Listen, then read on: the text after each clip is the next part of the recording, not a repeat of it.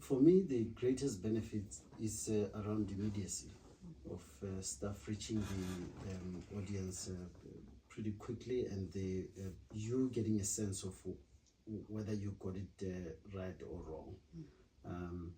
I tend to be one of those that always write about finding the third way. But that third way doesn't make me the most famous writer. If anything, I find extremes, either those who like it or who hate it extremely. For me, is the accountability. When I can hold you accountable as the managing editor, there's a face, there's a person that I know, there's an institution behind you.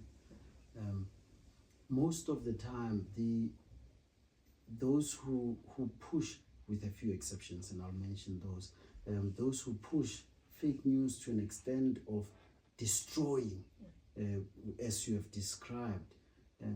I describe them as these small mice that sound like lions until you see how small-minded they are.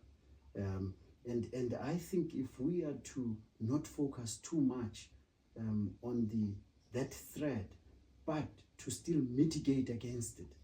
In other words, to say legitimacy matters, points of accountability matters. That's I advocate for you as if you pay my paycheck. Because that section never fails you. The voices section never fails you. It always has voices that matter and subjects that matter.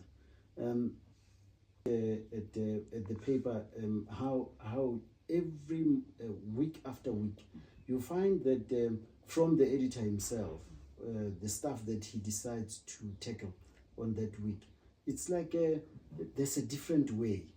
There's always a different way of looking at society and rebuilding society and uniting a society. Then you go on to the contributors. Your contributors never fail in being current, about current affairs of stuff, but also making you think, okay,